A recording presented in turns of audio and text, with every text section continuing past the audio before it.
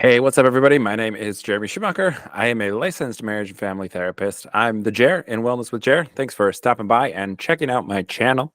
Today, we are back with another comic book review. For those of you who follow my channel and know my interest, you might be thinking, hey, there's a wrestling comic that Jeremy hasn't done a review yet. I wonder if he missed it. Do a power bomb. Sorry, stuff with my lights. Do a power bomb. Do a power bomb by Daniel Warren Johnson. The artist is Mike Spencer. Daniel Warren Johnson is, I mean, he's been an artist on other stuff. He had a run on Wonder Woman, Murder Falcon, or no, shoot, I should have notes. Yeah, Murder Falcon. So he's worked on some other comics. He's maybe not like as huge of a known writer in the comics world because he's been an artist in a lot of instances. So this is one that is from Image Comics. He wrote it. He really wanted to do a story about pro wrestling, so he writes kind of in the foreword that he didn't grow up as a huge wrestling fan. He found wrestling when somebody shared with him New Japan Pro Wrestling's G1 Climax, which if you're not into wrestling and you're like, maybe I won't listen to this one, you should. I have things to say that I think are interesting, not just about pro wrestling, but also about mental health. So the G1 Climax is like if you took March Madness and you did pro wrestling with it. And so it's this month-long tournament in which you have a couple different tournament brackets, and whoever wins the tournament gets to main event in the Tokyo Dome for Wrestle Kingdom, which is New Japan Pro's version of WrestleMania. And it's tremendous. It's awesome. But as much as Wrestle Kingdom is very cool and like the highlight or like the end of the wrestling schedule for the year, it's also not as cool as the G1.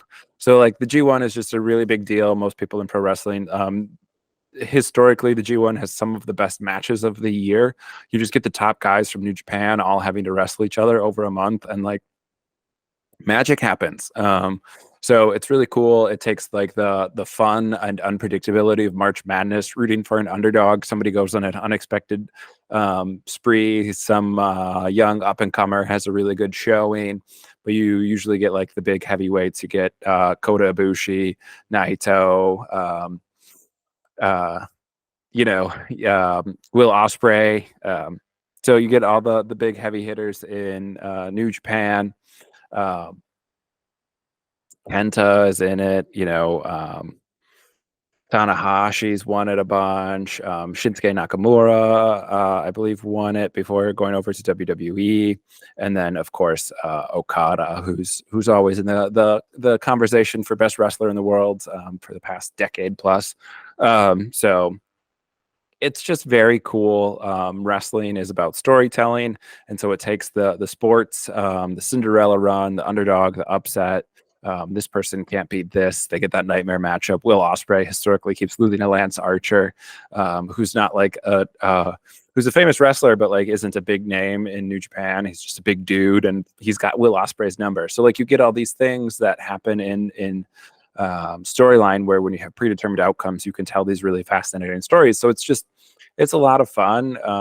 Some of the best matches. I mean, you get Shingo Takagi and Tomohiro Ishii, and Ospreay and Takagi have like 5-star matches every time they meet. So it's just so cool. You have some of these guys who have been in wrestling for a long time in New Japan.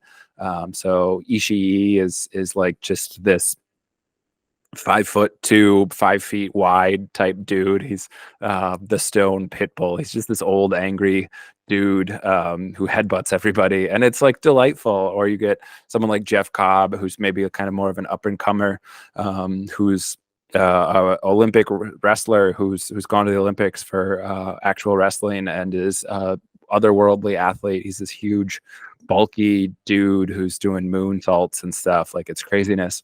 So yeah, the G1 Climax is really cool. So Daniel Warren Johnson, and I can talk about how cool New Japan is too, writes that basically like he fell in love when he found the G1, and it is really cool. So he wanted to tell a pro wrestling story about it. So in Do a Power Bomb, we kind of have we have the wrestling March Madness kind of bracket But we also have this really kind of tragic story of loss and grief around the family. Um, a mother um, a mother passing away and a daughter father teaming up. So it's really cool. It gets bizarre, so it's a lot of fun. There's like mental health in here, but it's also such a ridiculous thing. Like I love pro wrestling because of its over the topness. Its storytelling can be done really well, but also wrestling's media that's aware that it's predetermined. So it's sports with a predetermined outcome. I don't know. It creates a lot of opportunities for really good storytelling, and so kind of how you get from point A to point B is the point, not necessarily the finish of the point, and that's very much prevalent. The journey is more important than the outcome. It is really kind of one of the main themes that's explored within this comic. So it kind of starts with we'll get some pictures dropped in so y'all can see the artwork and all these things. Um, but Yua Steel Rose and Cobra Sun are kind of these people who are fighting. There's a wrestler. Cobra Sun is a masked wrestler. He's a luchador, which is kind of that style that was popularized in Mexico. Masked wrestlers doing these high flying acrobatic type moves. Yua Steel Rose is considered the best wrestler in her generation, and so it's an intergender match, which doesn't happen all that often. I will say, like Taya Valkyrie versus Brian Cage and Lucha Underground's a really good version of an intergender match, but it's not modern society. Our society does not like to see women getting punched by men on TV, which like I can support. Also, there have been a couple women who have kind of shown up in the Royal Rumble. China, I think Nia Jax did.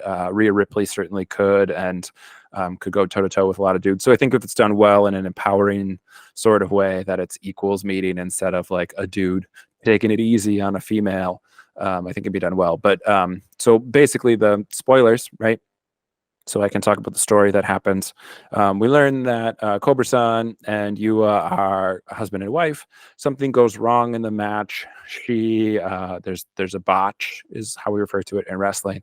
They're going up to the top rope and they slip, and she falls and she ends up dying. And so her daughter is in the stands watching, but her daughter doesn't know that her dad is the masked luchador because he's the bad guy. He's playing a heel. He's the villain of the story, and so it's kind of this tragic thing. But he never breaks the story, so he never reveals to her that he's a pro wrestler. So she doesn't know this.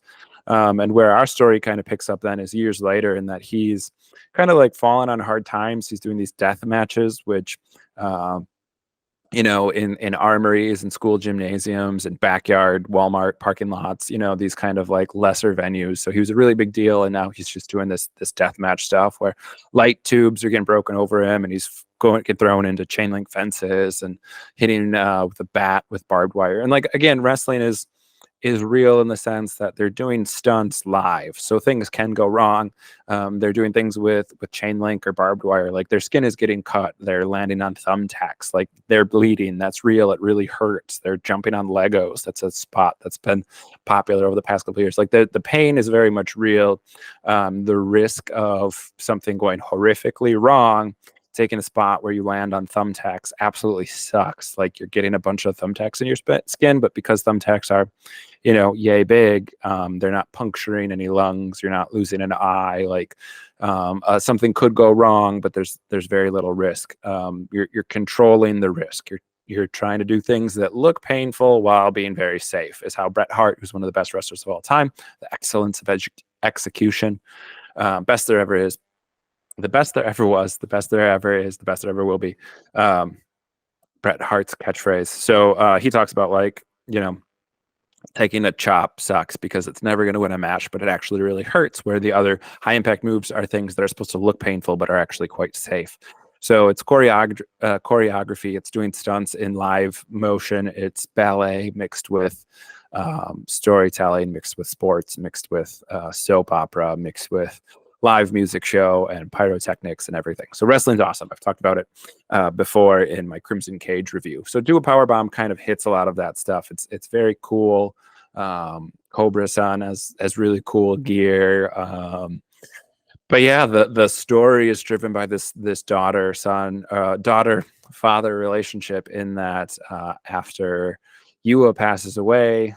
And I will say, like, I would love a wrestling comic book to exist that doesn't involve a wrestler dying.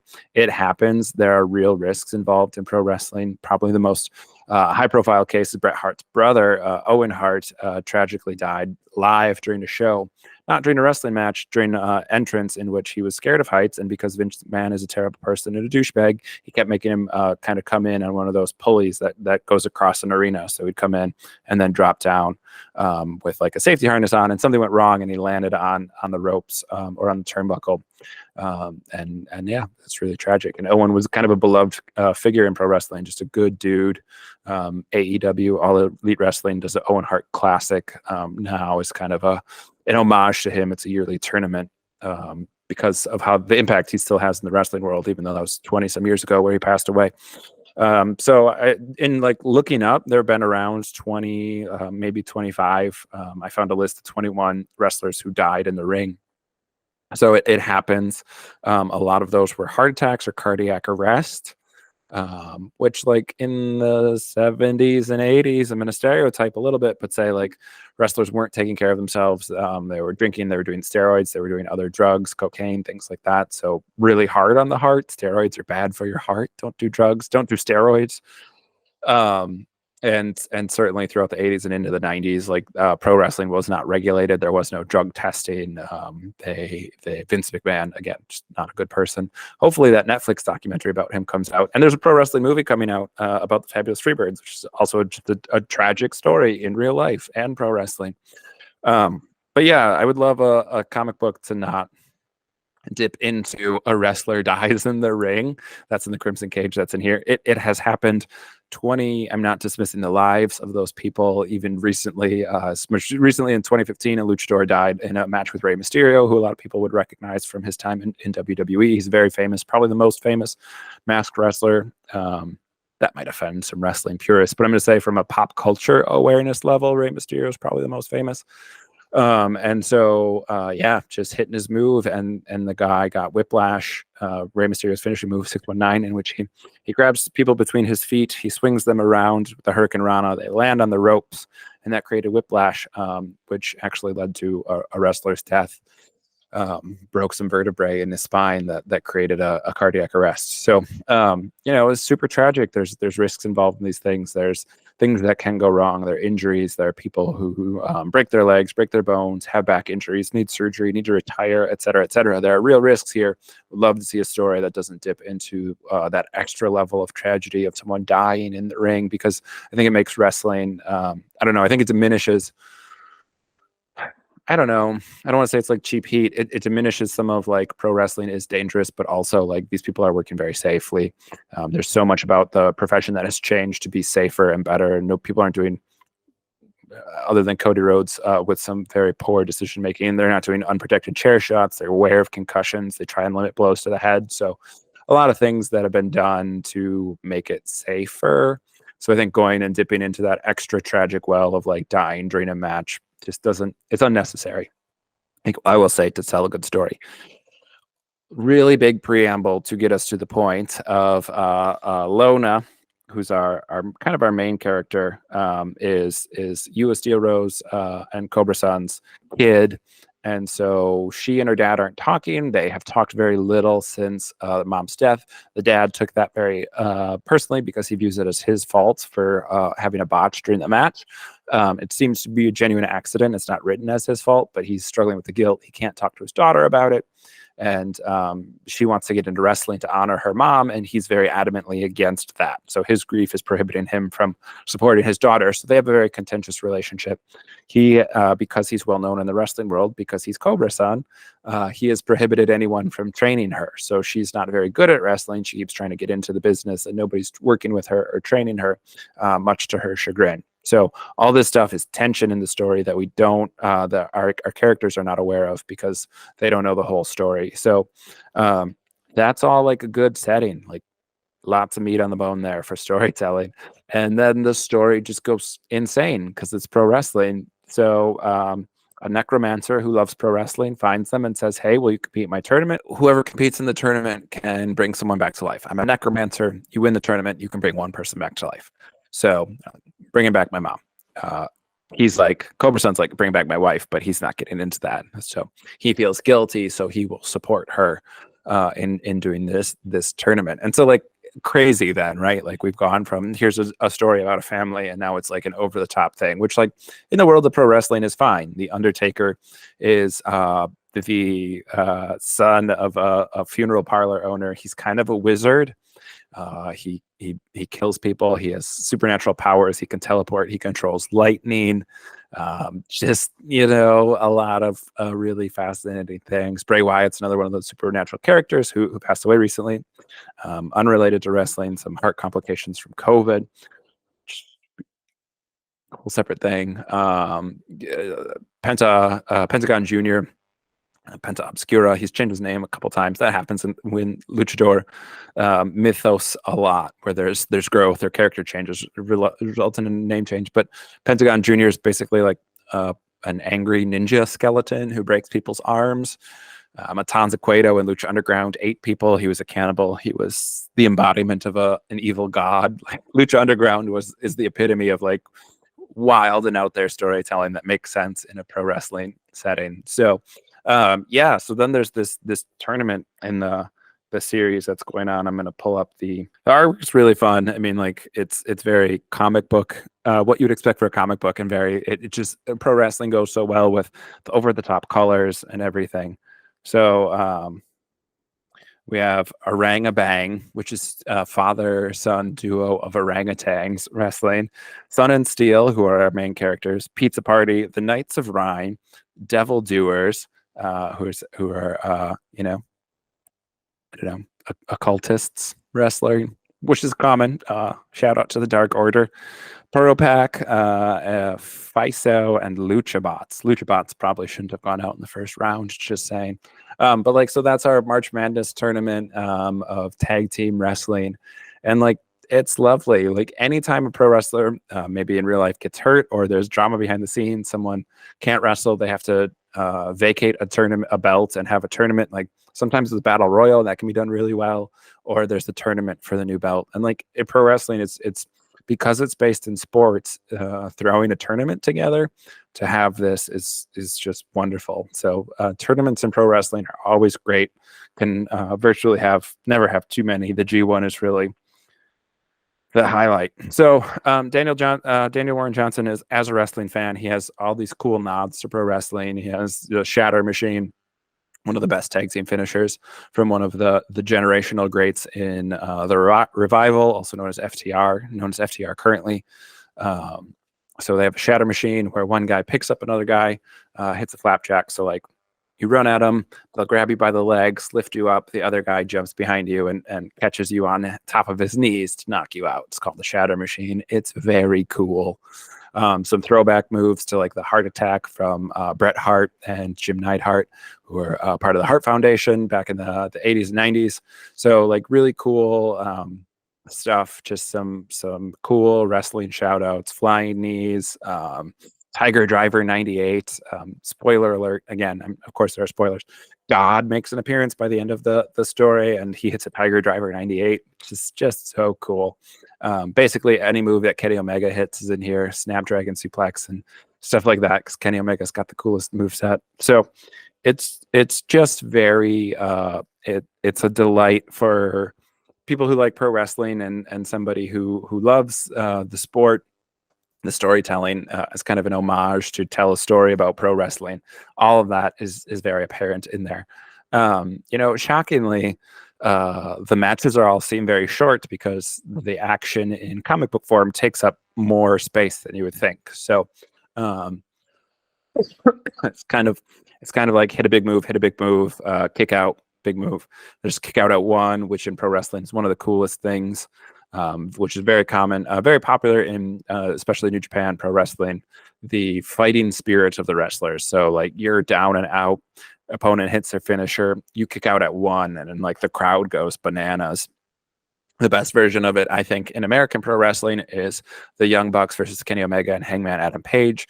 They were all friends at one point. Hangman was kind of the not so important member of the group, and kept trying to make himself a bigger deal. He developed a drinking problem because he's a cowboy, so of course he developed a drinking problem.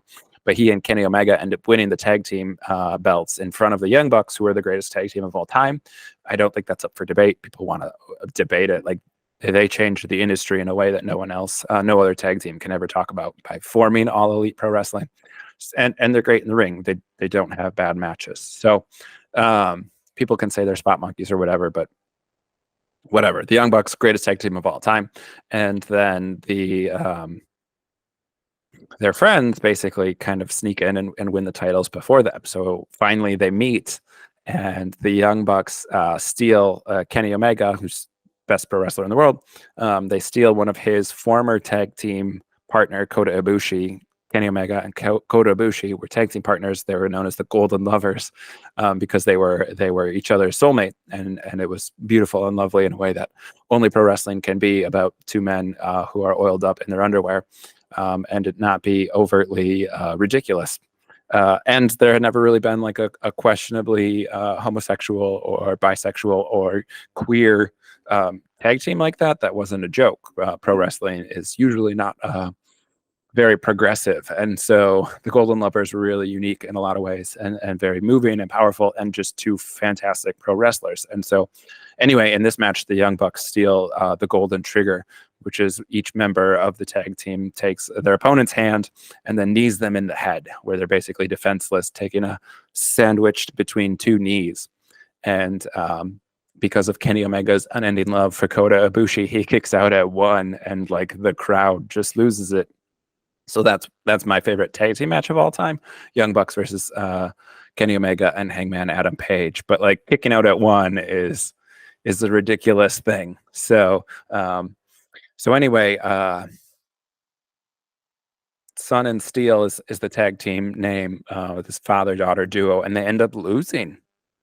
And it's shocking because you think the story is going to have a happy ending, and they end up losing. And the team that wins doesn't want to bring the same person back to life. They each have somebody in their own lives they want to bring back to life, and so they end up fighting each other after having a no holds barred match, an extreme match with weapons and barbed wire and all these things, which Cobra Sun is very good at because he's done all these death matches. And so, but in the course of the match, his mask gets ripped, which is the height of insult. To rip a luchador's mask is very frowned upon. But his mask gets ripped, and then his daughter sees it's him. She gets hit with a weapon, falls to the mat. He takes a finishing move because he's distraught, and they lose. And it's very shocking. I was reading it, knowing pro wrestling ins and out. I was still surprised. So, like, great storytelling. The winners end up murdering each other. And I'm like smirking about it because, again, in pro wrestling, like, yes, this makes sense. But because they want to bring different people back to life, they have to fight to the death, and then they both end up dying. And so the promoter, this necromancer who brings everyone's like, I want to have the tournament next year. So guess you're the champions. Here you go. And they're like, wait, what? Do we get to bring our person back to life, or what's going on? So like throughout all of this trauma, and I've talked about trauma pretty consistently in a lot of my videos, but in case somebody hasn't been watching all my videos or you're new to it, trauma is not the traumatic event. Trauma is what happens. It's our brain's response to a traumatic event when we're not allowed to complete our stress cycle, or we're not able to. So a negative event happens, our survival mode kicks in, which is fight, flight, freeze, or fawn, the 4 Fs. And when our brain doesn't complete that cycle, where like, oh no, there's a saber-toothed tiger, I'm scared, I should run away. I run back to my village, gather up my people, we go out, we hunt the saber-toothed tiger, kill it, we throw a feast, we eat it, threat neutralized, I'm safe, I have community, I am loved, everything is good. That's like the ancient time example of stress cycle completion. So if we don't get back to that point of safety, whether it's tapping into community or eliminating threat or whatever it is, if our brain isn't allowed to feel safe, or isn't able to feel safe, if we're abused, we come forward, we're not believed, or the abuse keeps happening, or everybody in our life is abusing us, the people who we're supposed to feel safe with are hurting us, then our brain starts processing things in a traumatic way. And so our trauma response is moving into that fight, flight, freeze, or fawn for things that aren't life or death, for things that are not threatening to us. Our brain is hyper aroused around threats. And so it starts processing things that aren't threats as threats. And that's where trauma comes in.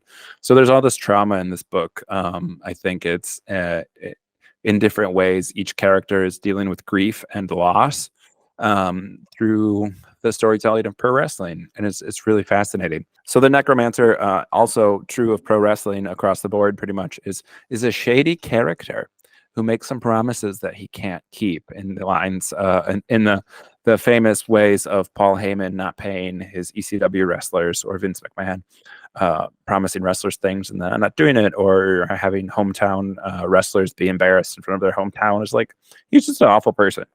Um, Making fun of his announcers having Bell's palsy and stuff like that. Just a garbage human being. But wrestling promoters are kind of shady characters. They're very associated with, in olden times, traveling around the country with circuses or fairs. So they're kind of known as carnies. So it's a bit of an inside joke there that the promoters are shady people. So the necromancer doesn't actually have the power to bring anyone back to life, but he knows someone who does, which happens to be God. And God is a huge pro wrestling fan. So apparently God watches this tournament, and he's willing to wrestle Sun and Steel to bring their mom back. Yeah, he hits a Tiger Driver 98 during it. It's very cool. He kicks out at 1. God's pretty overpowered, but Sun and Steel are our heroes, and so I'm not going to spoil the whole book. Look at me protecting kayfabe.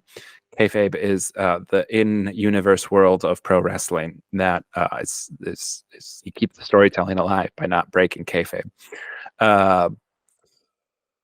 So yeah, but yes, there's a moment in which there's resolution, there's hope. It ends on a good note. I'm going to spoil it because otherwise it doesn't make sense. What I want to talk about. I tried to not spoil it, but there's no way for me to talk about it. So God wins. So again, like it's so fascinating because we see the hero's journey in this, the classic storytelling version of overcoming tragedy, growing, getting stronger, leaning on our support system, our family, whatever that is, our people. We find our people, and together we are stronger, and therefore we overcome. That's the hero's journey. And yet in this story, it's like they lose the tournament. They're given the tag team title belts and given an opportunity to bring their mom back, or / wife back, and then they lose. God beats them. He takes their finisher. He kicks out at 1. He hits them with a double one-winged angel off the top rope, which is insanity and could never ever happen in real life. It would be so wildly unsafe. But as I said, Kenny Omega has the coolest moveset in the world. His finisher is one-winged angel, which shout out to Final Fantasy because he's a big video game nerd, because his name is Kenny Omega, of course. And only one person, his beloved soulmate Kota Ibushi, is the only person who's ever kicked out of the one-winged angel. It's a very protected finisher, and it's a delight to see it in a comic book in a ridiculous way that, like, you maybe could make it in a video game, so you could hit a double one-winged angel, which is insanity in the first place and wouldn't work, off the top rope. So God is super overpowered because he has Kenny Omega's moveset and then ridiculous on top of it. But he hits a double one-winged angel off of the top rope, which is so cool, and wins. And so he, being omnipotent and all powerful, just chooses to not bring their mom back, because that's pretty on point for someone who works with religious trauma, that it's totally in his power to not do bad things, but he lets them happen anyway because he thinks that is useful somehow. I wasn't planning to talk religious trauma. I guess I was, because I knew God was in it. Yeah, so like that's kind of a problem in religion, right? Like the problem of suffering, and not just for humans, because I grew up evangelical and fundamentalist, so like we learn things, but like my issue, as I was deconverting and starting to question the faith that I grew up in, is animal suffering, in the sense that, we take our dogs to the vet. We, if they have bad hips, we give them little THC gummies or whatever. You can, it might not be THC, but like, the joke is weed gummies for their pain, and we make things as best for them as we can. And so an animal that's born in, a savanna or a desert or whatever, and they are born, they come out, they have a broken leg, their entire existence is suffering and misery because their parent doesn't stay with them because they're vulnerable, and then they're eaten by a predator. Like, and humans don't know about that. Like, why would you need to have an animal whose whole existence is suffering? You could not do that if you're all powerful. And so the fact that happens as some sort of way, collective punishment for humans, is gross. It's gross. Like, You'll see slogans like "No hate, like Christian love." But yeah, when you step away from all the window dressing of religion and an unconditional loving God who's full of conditions, like it's very problematic. So God in the story is pretty on brand there too, in that he could bring this person back and chooses not to because they did not follow his arbitrary rules. That seems like a good summarization of religion for sure. But he does give Lona, the daughter in the story, an entire vision of her memory. So she has this half memory with her mom, and he gives her the full memory. And it's this beautiful, touching moment where she's able to kind of connect with her mom and have some closure there, and that's really nice. But I think in terms of trauma, closure is a bit of a misnomer. I think very few people get the closure they're looking for. I think we kind of learn to accept things. We make peace with things. It's not so much that something happens or there's a puzzle piece that falls into place. It's that we learn to honor the relationship of the person who's lost. So when I'm working with grief, I talk about what was your relationship with this person, and how do we honor the relationship? How do we keep the relationship alive even if that person isn't there? And a lot of times people are like, well, I can't because they're not there. The relationship is based on interaction. But it's like, well, I went fishing with my grandpa, and so every time I go fishing, I'm thinking about my grandpa. I'm going to teach my kids or future generations how to fish, because that's keeping my relationship with my grandpa alive. Or it's, well, this person taught me not to lie, or this person gave me morals or ethics, or this person was always giving, so I want to be a giving person. Like, there are all these ways in which we honor the relationship we had with people, how they affected us and the people we are by being similar to the way that they were. So I think that's kind of a beautiful thing in the story. I think that's a very realistic view of grief. I think the story does a good job of showing like how grief can cause disconnect between people. This father, daughter who are barely speaking to each other because they can't talk about their grief together. They're processing it in different ways, and it creates this gulf that they can't kind of traverse. And what happens is pro wrestling brings them together, when it was pro wrestling was the thing that separated them in the first part. So it's a really interesting story in that, like, very much the idea of like, it's the journey, it's not the ending that's important. Like, how they get there and the relationship they have is less important than winning the tournament or getting the victory. So it's just like, it's such a good medium. I talk about Crimson Cage was this story of Shakespeare via 1980s wrestling, and like it just worked so well. Like, this also worked well. This necromancer throwing a pro wrestling tournament to bring someone back to life,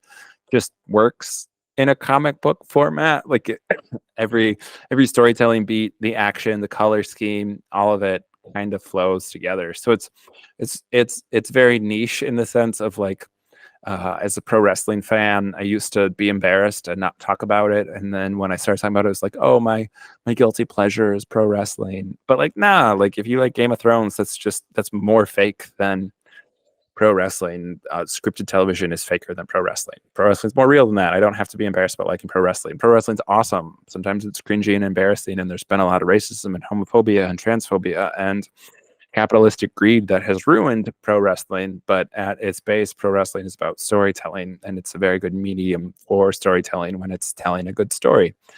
So, do a Powerbomb is really great. Daniel Warren Johnson's love of pro wrestling really comes through. I think it's a wonderful homage, and I think people can read it and be like, hey, maybe you know John Cena, or you grew up with Stone Cold and The Rock, but you're not super into pro wrestling anymore or whatever. And reading something about like, oh, what's this tournament? What's this with G1 Climax? Like, what's all that about? What's New Japan Pro Wrestling? And so getting some of that. I don't know much about luchadors, and with this masked wrestler, what's that about? I'm going to look into AAA, or I'm going to go look up Lucha Underground, which I think is still the height of pro wrestling. So, there are these ways where the story just really works in pro wrestling, and it does a nice thing where I think could have avoided the pro wrestler dies trope, but also like is a plus for pro wrestling at the end of the story of like, go check out New Japan Pro Wrestling. Go look up old matches from the G1, watch highlights. Who's this Will Ospreay character? Billy the Wanker is one of his nicknames. And like, he's one of the best athletes in the world. Like, I can say that pretty unequivocally, no caveats of like the things he does, other people just simply cannot do. So really, really quite fascinating, I think. Look at pro wrestling, look at grief, look at trauma, some commentary. I think I don't think it comes across as being anti religion or God as a bad person. He's just a character. He's the final boss in the story. That's my own interpretation as somebody who works with religious trauma, was raised fundamentals and deconstructed. It's not anti-religion at all. That isn't coming through, but it's very pro wrestling. Um, Finding your people, your support system, having a genuine, authentic relationship with them, whether that's family of origin or chosen family. I think that's realistic take on grief and how we deal with loss. So do a power bomb. It's a ridiculous, over the top story, which just makes sense for pro wrestling. And it works so well as a comic. So check that out. Pick it up at your local library or local comic shop.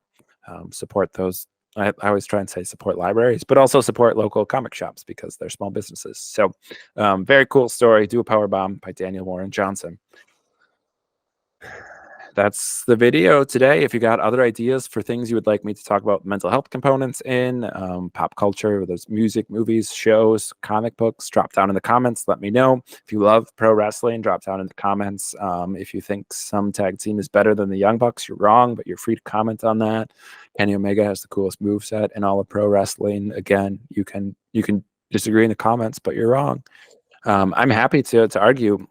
In my youth, when I had a ton of free time in college, because I was a psych major, I used to argue on YouTube comments with people about Dave Gilmour being the best guitarist in the world. So I'm down for some YouTube arguments if you want, or if you want me to I'm not interested in social media drama. I just want people to comment because then more people can find my stuff, and ultimately the people who need therapy can find me is all the goal. Not trying to be YouTube famous, but like, subscribe, please comment. I'm always interested in what y'all are interested in. I'm happy to talk about mental health, but when you do it every day and you're in it, you sometimes run out of topics. So get in the comments, let me know what you'd like me to review, and I will try and get to it. All right. Peace out, everybody. Take care.